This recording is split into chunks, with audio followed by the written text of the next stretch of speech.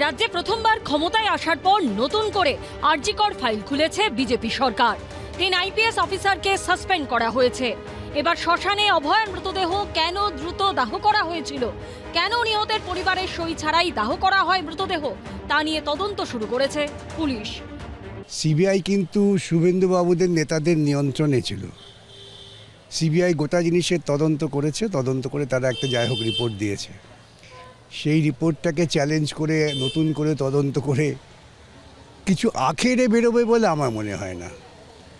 কেন যা সর্বনাশ করা তা প্রথম দুদিনেই হয়ে গিয়েছে, তারপরে এখন এতদিন পরে নতুন কিছু পাবে বলে আমার মনে হয় না সাধারণ অভিজ্ঞতা থেকে। কিন্তু এইরকমভাবে একটা তো তাতিয়ে রাখতে হবে। তো এই দলটা ঠিক আগের মমতার লাইনেই চলছে, কোনো মৌলিক বিষয়ে সিদ্ধান্তের পরিবর্তে লোককে তাতানোর কাজে চলছে। আরজিকর কাণ্ডে প্রথম থেকেই তড়িঘড়ি অভয়ের দেহ দাহ করার ঘটনায় পানিহাটির প্রাক্তন তৃণমূল বিধায়ক নির্মল ঘোষ, পানিহাটি পুরসভার প্রাক্তন চেয়ারম্যান ও 17 নম্বর ওয়ার্ডের প্রাক্তন তৃণমূল কাউন্সিলর সোমনাথ দে এবং সঞ্জীব মুখোপাধ্যায়ের বিরুদ্ধে অভিযোগ তুলে আসছে নিহত চিকিৎসকের পরিবার। ঘটনার দিন পানিহাটির প্রাক্তন চেয়ারম্যান সোমনাথ দের বিরুদ্ধে ডেড বডির ডিসচার্জ সার্টিফিকেটে জোর করে সই করিয়ে নেওয়ারও অভিযোগ তুলেছিলেন নিহত চিকিৎসকের মা বাবা।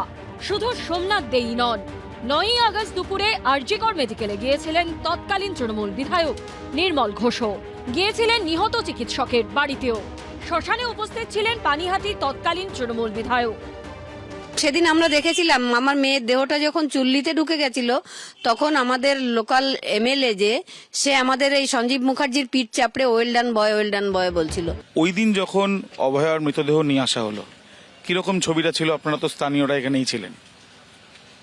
ছবি আনার আগে তো ভিড় ছিল, পুলিশ বলুন সিআরপি বলুন, ভিড় ছিল, কাকেও ঢুকতে দেয়নি। তড়িঘড়ি পুরোটা হয়েছে দ্রুততা। হ্যাঁ, আগে থেকে কয়েকটা মৃতদেহ রাখা ছিল, মানে তাদের লাইন থাকলো ছিল 3টে, ঢুকতে দেয়নি না ওরা ঢুকেছিল, লাইনেই ছিল, কিন্তু অপেক্ষা করতে হয়েছে। হ্যাঁ কেন ওপর মহল থেকে খবর আসছে তাই। অভয়ের পরিবার অভিযোগের আঙুল তোলে তাদের প্রতিবেশী ও প্রাক্তন কাউন্সিলর সঞ্জীব মুখোপাধ্যায়ের দিকেও। এর আগে শিয়ালদা কোর্টে পানিহাটির প্রাক্তন তৃণমূল বিধায়ক নির্মল ঘোষ, পানিহাটির বর্তমান চেয়ারম্যান এবং তৃণমূল নেতা সোমনাথ দে এবং পানিহাটি পুরসভার প্রাক্তন কাউন্সিলর সঞ্জীব মুখোপাধ্যায়ের গ্রেপ্তারির আবেদনও জানান অভয়ের মা। পুরোটাই রাজনীতিতে চলে যাচ্ছে কিনা বা রাজনৈতিক ন্যারেটিভ, আমার যার উপর বক্তব্য ছিল, আমার যাকে প্রতিদ্বন্দ্বী মনে হয়েছে, আমার যার উপর রাগ ছিল, যদি এই দাহ কার্য নিয়ে কোনো অন্যায় কিছু থাকে নিশ্চয়ই সিবিআই সেটা খোঁজ নিত। যেটা তদন্তের মতো হোক, কিন্তু এমন কিছু করবেন না যে বিপন্ন পরিবারের তাদের পাশে দাঁড়ানো পাড়া প্রতিবেশী জনপ্রতিনিধি, এরপরে ভবিষ্যতে তারা কাউকে না বিপদে পড়লে সাহায্য করতে যাবে। অভয়ার হত্যা এবং তার সঙ্গে তথ্য নষ্ট করা প্রশাসনিক তৎপরতায় করা হয়েছিল।